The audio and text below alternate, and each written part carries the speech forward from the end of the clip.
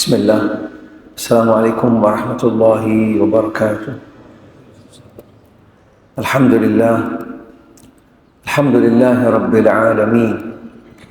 Salatu wassalamu ala nabiyyina Muhammad an-nabiyil amin wa ala alihi wa ashabihi wa man sara ala nahjihi ila yaumiddin, amma ba'd. Ma'asyiral muslimin wal muslimat, hadirin hadirat rahimani rahimakumullah. Subhanaka la ilma lana illa ma 'allamtana innaka antal alimul hakim. Rabbi shrah li sadri wa yassir li amri wahlul 'uqdatam min lisani yafqahu qawli.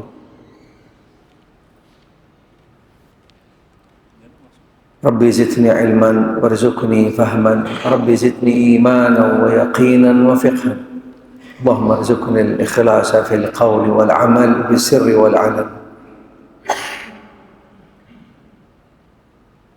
Jamaah salat zuhur yang mudah-mudahan senantiasa dirahmati oleh Allah Subhanahu wa ta'ala.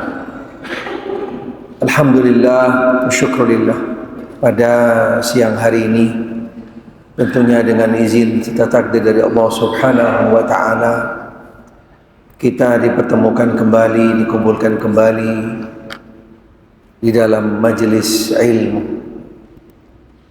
Mudah-mudahan Allah Ta'ala senantiasa melimpahkan kepada kita semua hidayah dan taufiqnya, ilmu yang bermanfaat, serta kita selalu berada di jalan siratal mustaqim.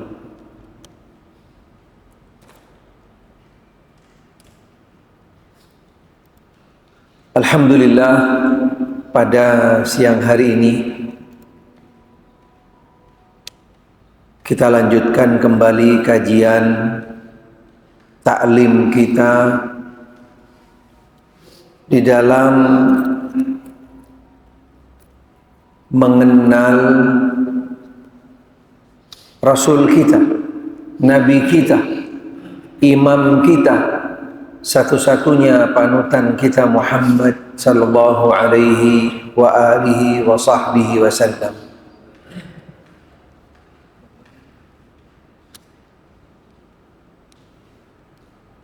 Pertemuan yang sebelumnya sudah kita lalui beberapa poin yang terkait dengan Nabi kita Muhammad sallallahu alaihi wa alihi wasallam.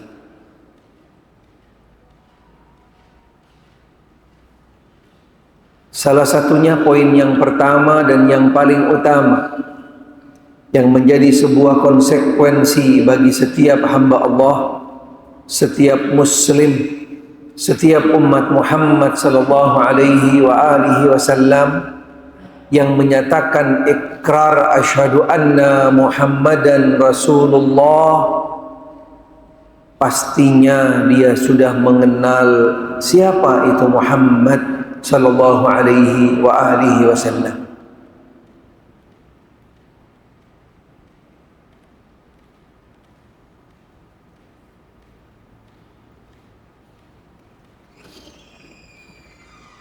Karena tidak mungkin kita selaku umatnya, selaku yang berikrar menyatakan diri kita bahwasanya menjadikan beliau satu-satunya imam kita, panutan kita, toladan kita, dan seterusnya, kemudian kita tidak mengenal siapa beliau sallallahu alaihi wa alihi wasallam. Mudah-mudahan dengan yaitu kita sudah mengenal beliau dari mulai siapa namanya, nasab asal usul keturunannya, keluarganya, dan seterusnya, yang menjadi konsekuensi yang tidak bisa dipisahkan, yaitu di dalam mengenal Nabi kita Muhammad sallallahu alaihi wa alihi wasallam. Insyaallah kami yakin kalau namanya sudah kenal semua insyaallah. Nama dari Nabi kita Muhammad sallallahu alaihi wa alihi wasallam. Walaupun masih kadang-kadang ada yang kurang tepat di dalam mengenal nama-nama beliau. Karena sebenarnya nama-nama beliau langsung yang memberikan nama terhadap diri beliau sendiri.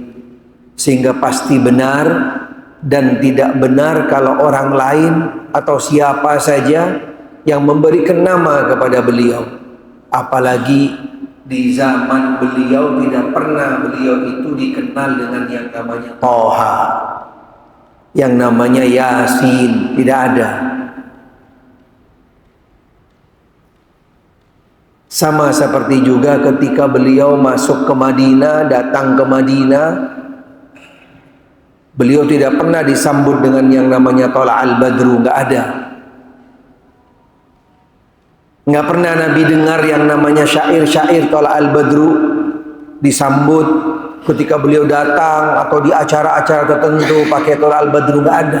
Semuanya itu bohong, nggak benar. Karena selama ini yang mungkin sampai dan yang kita ketahui atau mungkin sumber yang mungkin jadikan rujukan perlu dikoreksi kembali, perlu dilakukan validasi.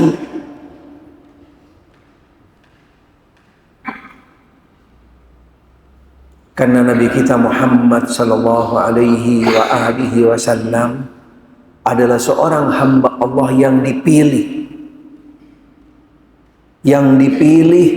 dan yang dipersiapkan dari mulai generasi ke generasi, sampai di dalam salah satu riwayat dikatakan sampai agen beliau saja sudah dipilih oleh Allah Ta'ala, dari mana asal usulnya, di siapa akan dititipkan, dan sampai nantinya dilahirkan di dunia. Karena hamba pilihan, hamba yang mulia, hamba yang agung, sehingga pasti tidak mungkin nama-namanya semuanya pun juga dipersiapkan oleh Allah Subhanahu wa Ta'ala.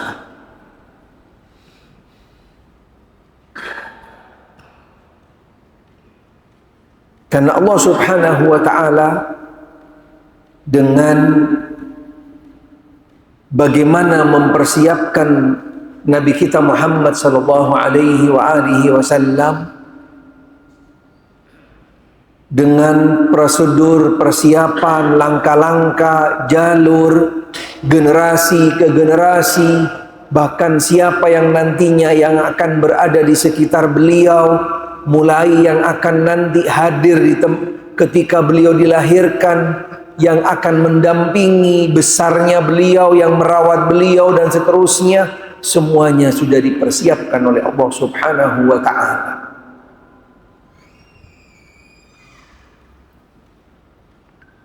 Karena setiap seorang nabi, apalagi rasul, pasti adalah orang-orang pilihan,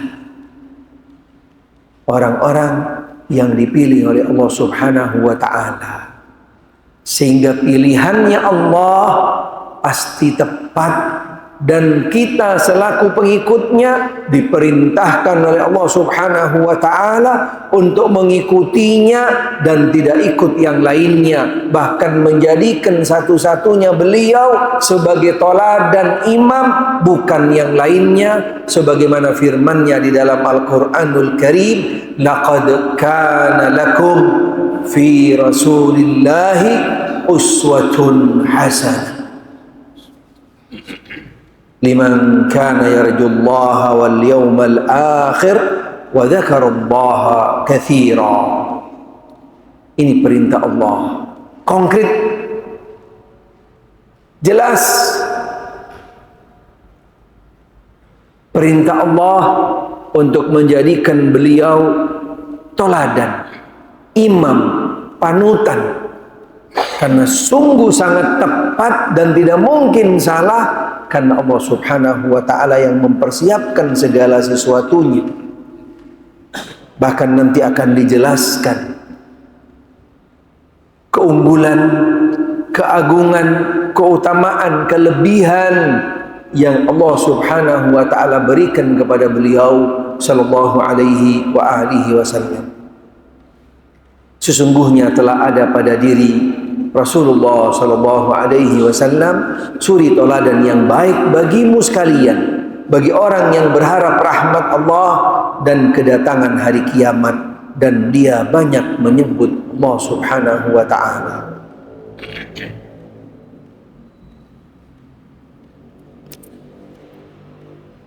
Sangat layak dan tepat untuk beliau dijadikan suri teladan, imam, karena langsung yang mempersiapkan sampai proses kelahirannya, besarnya dan seterusnya adalah Allah Subhanahu wa ta'ala. Sehingga kita selaku umatnya diperintahkan untuk meneladani beliau, mengikuti beliau sallallahu alaihi wasallam.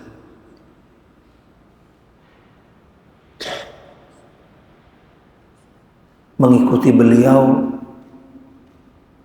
dari apanya?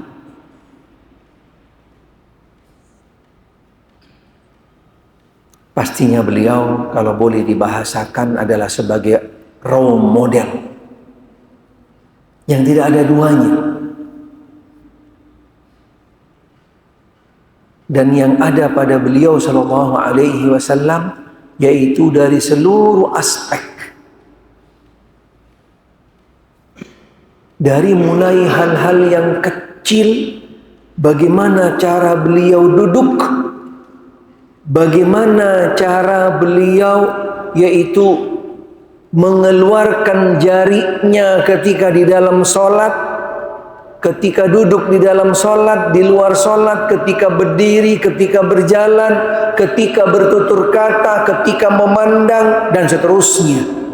Dan juga di dalam segala aspek kehidupan yang terkait dengan beliau sallallahu alaihi wa alihi wasallam adalah sebagai suri teladan, sebagai panutan, sebagai guidance bagi kita selaku umatnya, karena kita dengan jelas tegas berikrar mengatakan asyhadu anna Muhammadan Rasulullah, yang artinya bukan hanya sekedar bersaksi Muhammad sebagai utusan Allah, arti yang tidak tepat atau paling tidak sempurna. Karena artinya yang sempurna dan yang tepat, pernyataan ikrar kita asyhadu anna Muhammadan Rasulullah, saya bersaksi satu-satunya panutan, panduan, imam, teladan, guidance kita hanya Muhammad sallallahu alaihi wa alihi wasallam. Itu arti yang tepat.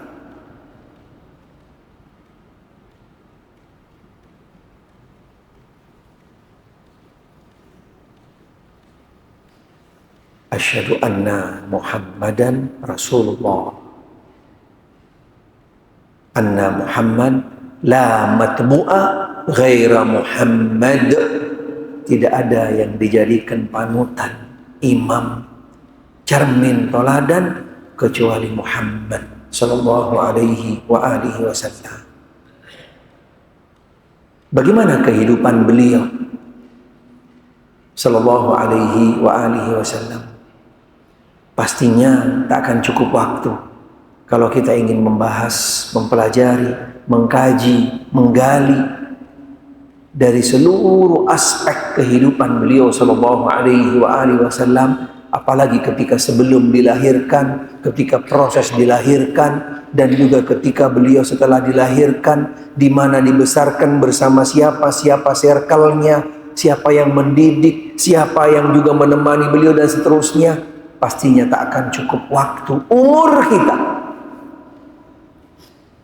bukan hanya sekedar yaitu bisa dihitung dengan masa dan waktu.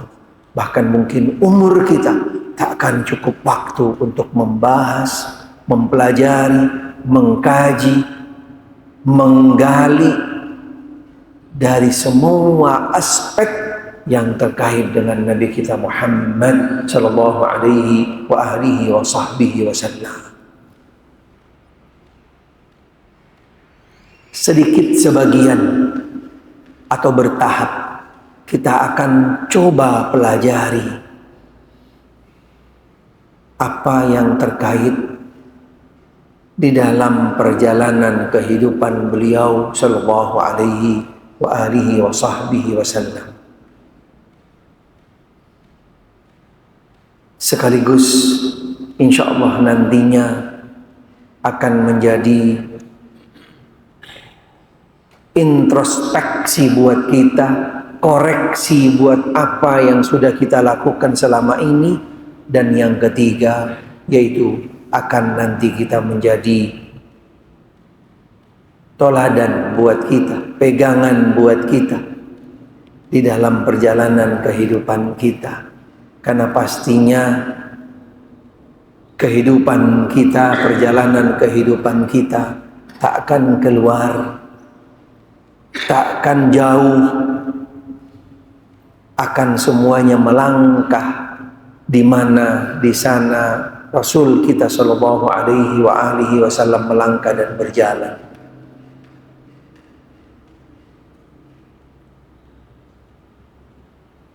Di antara keagungan, kemuliaan, kepribadian, akhlak Nabi kita Muhammad sallallahu alaihi wa alihi wasallam yang insyaallah nanti akan kita pelajari bersama dalam pertemuan pada kali ini, dan insyaallah akan terus nanti berlanjut. Mudah-mudahan Allah takdirkan dan kita insyaallah bisa terus diberikan kesempatan dan juga semangat untuk mengenal lebih jauh siapa Nabi kita Muhammad sallallahu alaihi wa alihi wasallam. Karena dengan kita mengenal terus, insyaallah akan semakin menambah ingatnya kita yaitu kepada beliau sallallahu alaihi wasallam. Kita akan semakin terpacu untuk mengikuti beliau sallallahu alaihi wa alihi wasallam. Karena salah satu bukti cinta kita kepada beliau aktsara min dzikri. Salah satu bukti cinta kita kepada beliau sallallahu alaihi wasallam yaitu selain menjadikan beliau panutan, panduan, tuntunan, imam, guidance, kita selalu banyak ingat menyebut nama beliau sallallahu alaihi wa alihi wasallam, yaitu dengan bersolawat kepada Nabi kita Muhammad sallallahu alaihi wa alihi wa sahbihi wasallam. Pribadi Rasulullah sallallahu alaihi wasallam adalah pribadi yang sangat agung, sangat mulia, yang menjunjung tinggi akhlak budi pekerti yang agung dan mulia. Akhlak beliau sallallahu alaihi wasallam memadukan antara pemenuhan akhlak kepada Allah Subhanahu wa taala sebagai Rabb-Nya dan penghargaan kepada sesama sebagai manusia. Dengannya hidup akan menjadi bahagia dan akhirnya akan membuahkan yaitu buah yang manis. Kolaborasi, penyatuan akhlak yang mulia, yang agung yang ada pada diri Nabi kita Muhammad sallallahu alaihi wa alihi wasallam, karakter beliau, pribadi beliau, tindak tanduk beliau, perilaku beliau yang dalam satu kesatuan adalah akhlak yang luar biasa yang mungkin nggak bisa diukur mulianya, agungnya atau dikonversi dengan apapun nilainya. Keagungan, kemuliaan akhlaknya Nabi kita Muhammad sallallahu alaihi wa alihi wasallam. Apa sebabnya? Karena siapapun dari makhluk, dari manusia, para sahabat dan siapapun mereka, apalagi beliau itu diakui budi pekertinya, akhlaknya, kejujurannya dan seterusnya bukan hanya oleh teman, bahkan oleh lawan.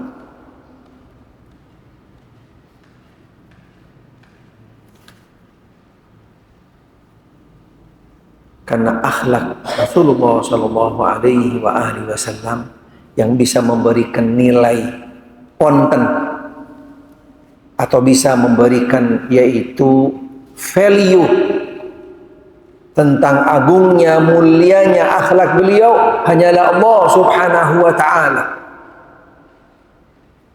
Sehingga tidak mungkin seorang manusia dan siapapun dari kita untuk bisa menilai keagungan, kemuliaan akhlak beliau sallallahu alaihi wasallam. Sehingga Allah Subhanahu wa ta'ala yang langsung memberikan legitimasi, memberikan nilai tentang value akhlaknya Nabi kita Muhammad sallallahu alaihi wasallam di dalam firman-Nya, wa innaka la'ala khuluqin 'adzim. Sesungguhnya engkau ya Muhammad sallallahu alaihi wasallam makhluk hamba Allah, ciptaan Allah satu-satunya yang memiliki akhlak budi pekerti yang agung, yang mulia, sallallahu alaihi wasallam. Bagaimanakah akhlak beliau? Akhlak yang mendapatkan penilaian langsung dari Allah Subhanahu wa ta'ala. Satu-satunya hamba Allah, satu-satunya para nabi dan rasul yang mendapatkan legitimasi akhlak yang mulia, yang agung, stempel dari Allah Subhanahu wa ta'ala, Nabi kita Muhammad sallallahu alaihi wasallam.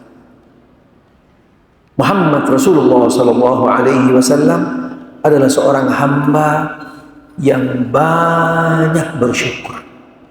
Di antara akhlak beliau sallallahu alaihi wasallam, hamba yang paling banyak bersyukur. Allahu Akbar.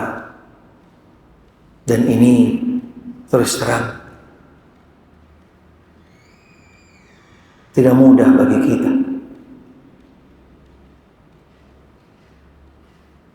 Siapapun dari hamba Allah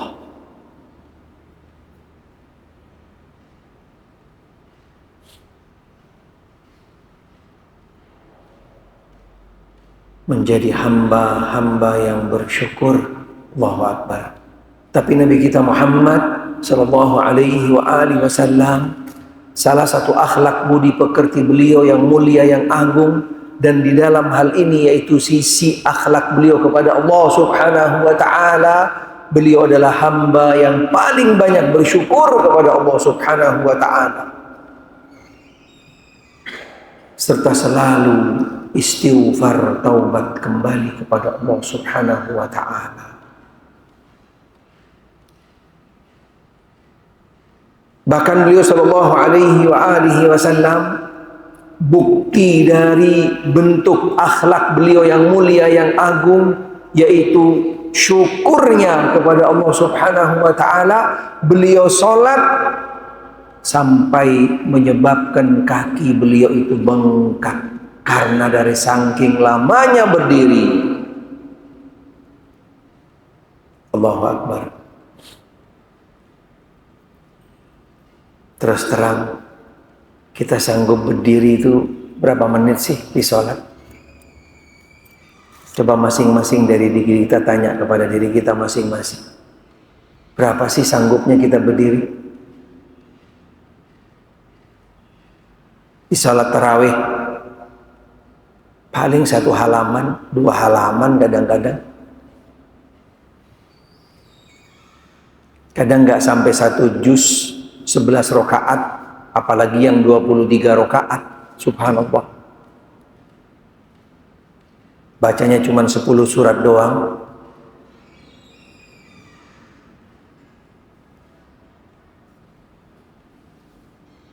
Karena ketika terjadi seorang imam yang bacanya panjang, subhanallah, nggak seperti biasa, yakin habis salam itu sampai lupa baca istighfar, langsung dilihat mana sih muka imamnya.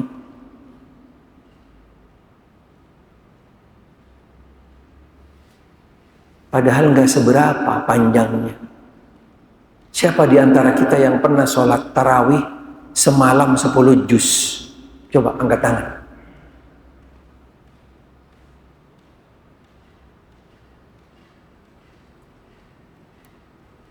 Dengan 11 rakaat. Siapa yang pernah? Subhanallah. Seringnya kita nggak sampai 1 juz, setengah juz juga kadang-kadang mungkin masih jarang sekali. Subhanallah.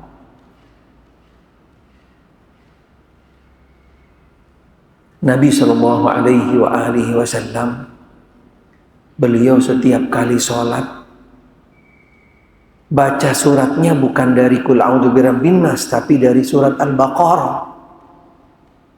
Setiap malam selalu ditambah. Al-Baqarah dilanjutkan ke Ali Imran, Ali Imran An-Nisa, An-Nisa terus lanjut. Subhanallah. Kita imam baca Sabbihisma Rabbiyal A'la aja kadang-kadang makmumnya udah mulai sedikit angkat. Ini imamnya baca panjang amat. Padahal berapa ayat sebenarnya?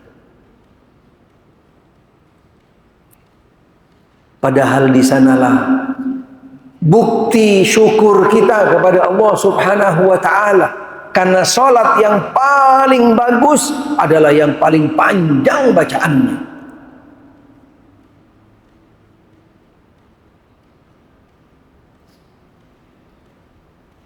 Nabi Shallallahu Alaihi Wasallam ketika beliau sholatnya panjang, kemudian sampai menyebabkan kaki beliau itu bengkak, sehingga ada yang mengatakan kepada beliau, Ya Rasulullah, ghafarallahu lak ma taqaddama min dhanbika wa ma ta'akhkhar. Bukankah Allah Ta'ala sudah mengampuni dosa-dosamu yang lalu dan akan datang ya Muhammad Sallallahu Alaihi Wasallam? Apa jawaban beliau Sallallahu Alaihi Wasallam? Dan ini pastinya adalah bentuk anugerah karunia dari Allah, sehingga beliau ekspresikan syukur beliau yaitu dengan semakin tunduk patuh taat kepada Allah dan melakukan sholat yang mungkin tidak bisa dilakukan oleh siapapun dari umatnya Sallallahu Alaihi Wasallam, dari semua aspek yang kembali kepada sholat, dari panjang bacaannya, kualitas sholatnya, dan juga pastinya koneknya dengan Allah Subhanahu wa Ta'ala. Hanya salatnya Nabi kita Muhammad Sallallahu Alaihi Wasallam. Ketika beliau dikatakan, bukankah engkau sudah diampuni dosa-dosamu ya Muhammad yang lalu dan yang akan datang, yang kecil, yang besar dan semuanya? Beliau mengatakan, afala akun abdan syakura. Apakah salah ketika aku ekspresikan semua ini adalah sebagai bukti bentuk syukurku kepada Allah? Syukurnya Nabi kita Muhammad Sallallahu Alaihi Wasallam yaitu dengan semakin tunduk patuh taat kepada Allah, khususnya yaitu diekspresikan di dalam sholat yang sangat berkualitas. Karena Al-Imam Ibnul Qayyim rahimahullah menjelaskan di dalam 4 prinsip syukur yang paling tertinggi dari semua prinsip-prinsip syukur yang ada, dan yang paling tinggi yaitu dengan semakin menunjukkan ketundukan kita, ketaatan kita kepada Allah Subhanahu wa Ta'ala. Selain kita bersyukur dengan lisan kita, hati kita, dan kita salurkan karunia nikmat apapun yang Allah Ta'ala berikan kepada kita, baik itu yang namanya materi, non materi, kemampuan, keahlian, skill, pertolongan, dan yang lainnya di jalan keridhaan Allah. Kemudian yang keempat yaitu bagaimana kita menunjukkan ketundukan, ketaatan kita kepada Allah Subhanahu wa Ta'ala yang benar-benar all out dan maksimal. Itu bentuk atau prinsip syukur yang paling tertinggi sebagaimana dicontohkan oleh Nabi kita Muhammad Sallallahu Alaihi Wasallam. Bahkan beliau Sallallahu Alaihi Wasallam tidak kurang di dalam 1 hari semalam beliau itu istighfar, taubat, minta ampun kepada Allah Subhanahu wa Ta'ala dari 70 kali sampai 100 kali.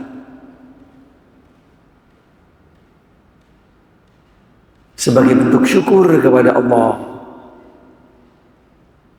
Di dalam salah satu hadis sahih Nabi sallallahu alaihi wasallam, wallahi inni la astaghfirullah wa atubu ilaih fil yawmi akthar min 70 wa fi riwayatin 100 marrah atau kama qala alaihi salatu wassalam. Demi Allah, aku sesungguhnya istighfar, taubat, minta ampun kembali kepada Allah Subhanahu wa ta'ala di dalam satu hari, yaitu tidak kurang dari 70 sampai 100 kali.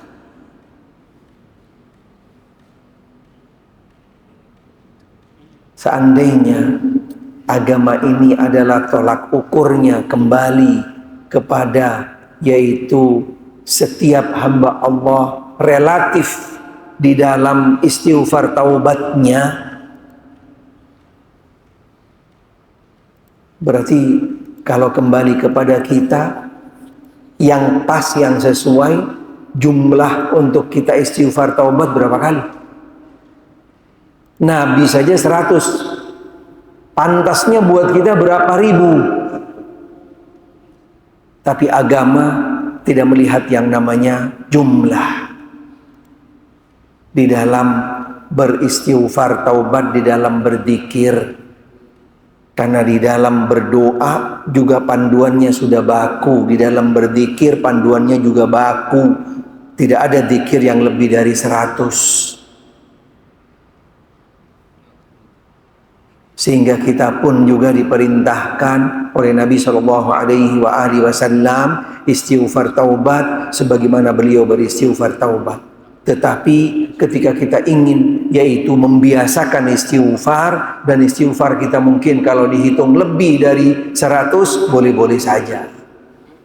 Tapi ketika yang sifatnya adalah terikat, diikat oleh jumlah tertentu, tidak melebihi dari 100, sebagaimana dicontohkan oleh Nabi kita Muhammad sallallahu alaihi wasallam.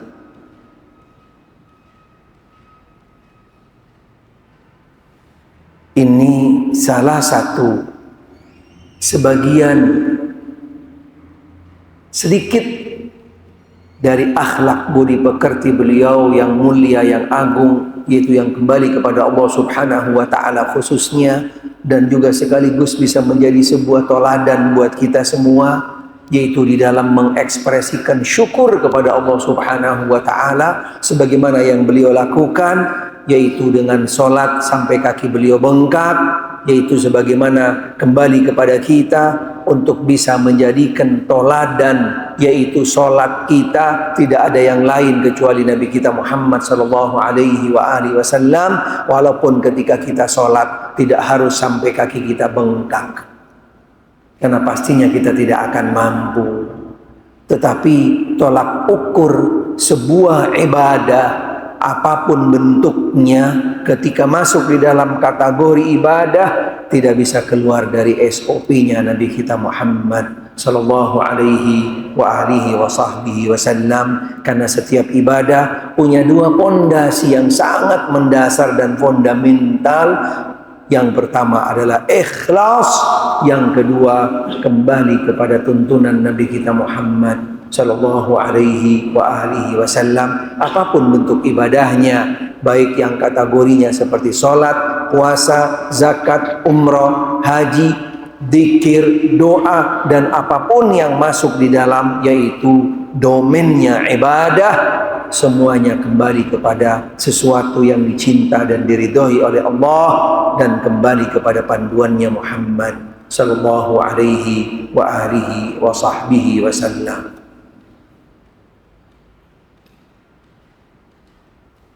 Maka beliau sallallahu alaihi wasallam sangat pandai bersyukur kepada atas segala limpahan nikmatnya. Beliau sallallahu alaihi wasallam tetap saja banyak beristighfar, memohon ampun kepada Allah. Beliau sallallahu alaihi wasallam bersabda di dalam hadis yang sahih yang kami sampaikan tadi, wallahi inni la astaghfirullah fil yaumi aktsara min 70 marrah wa fi riwayatin 100 marrah atau kama qala alaihi salatu wassalam.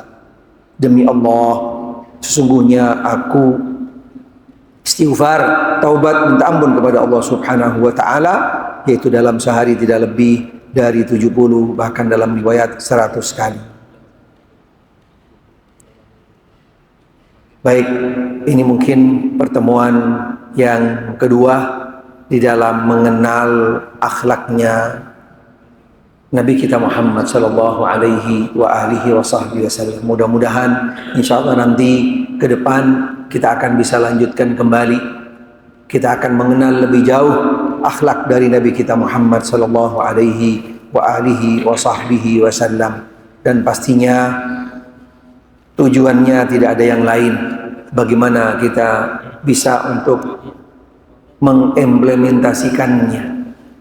Karena yang pertama, ilmu yang bermanfaat adalah ilmu yang diamalkan, dan yang kedua, sebaik-baik petunjuk, sebaik-baik ilmu pastinya yang datang dari Allah dan Rasulnya dan Nabi kita Muhammad sallallahu alaihi wa alihi wasallam adalah suri toladan kita. Mudah-mudahan Allah Ta'ala jadikan kita dari hamba-hambanya yang selalu mencintai beliau sallallahu alaihi wasallam di dalam cinta yang tepat dan benar, yaitu mengikuti langkah-langkah, menjalankan sunnah-sunnahnya, dan sekaligus kita dijadikan oleh Allah Subhanahu wa Ta'ala hamba-hamba yang selalu pandai bersyukur dan juga istighfar, taubat kembali kepada Allah Subhanahu wa Ta'ala. Allahumma inni ala dzikrik wa syukrik wa husni ibadatik. Baik, mudah-mudahan apa yang kami sampaikan bisa menjadi ilmu yang bermanfaat, khususnya buat diri kami dan juga buat jamaah sekalian. Yang benar datangnya dari Allah Ta'ala, yang salah dari diri kami. Mudah-mudahan Allah Ta'ala memaafkan kami, dan akhirnya kita tutup dengan doa kafaratul majlis. Subhanakallahumma bihamdik, asyhadu an la ilaha illa anta, astaghfiruka wa atubu ilaik. Wa sallallahu wa sallam ala Muhammadin wa alihi wa sahbihi wa sallam. Walhamdulillahi rabbil alamin. Wassalamualaikum warahmatullahi wabarakatuh.